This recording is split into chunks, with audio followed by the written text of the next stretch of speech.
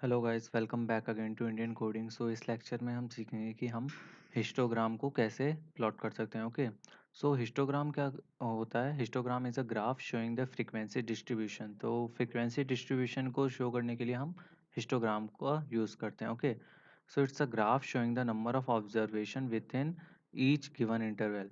तो ये क्या शो करता है? एक ग्राफ होता है, वो शो करता है नंबर ऑफ ऑब्जर्वेशन को शो करता है ये एक पर्टिकुलर इंटरवल के अंदर में। ओके, लेट्स सपोज कि हमने 250 पीपल के हाइट के लिए एक हिस्टोग्राम बनाया है।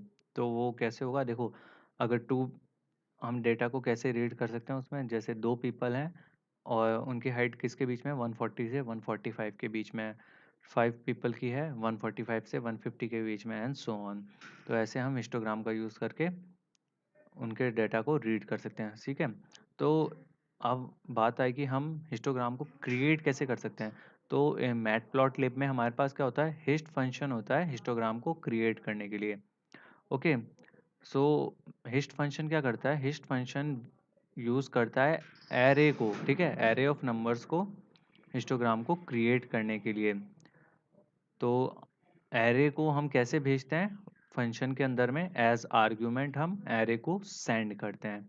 ओके, और वो हमारे लिए क्या क्रिएट कर देता है? हिस्टोग्राम को क्रिएट कर देता है।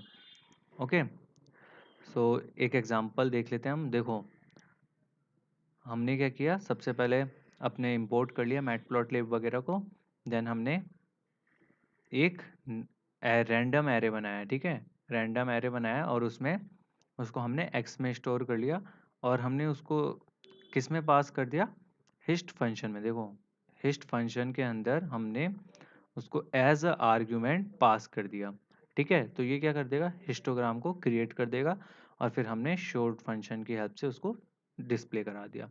तो आइए इसको हम एग्जीक्यूट कर लेते हैं। तो देखो, सेम एग्जांपल है। अब हम इसको एग्जीक्यूट करते हैं।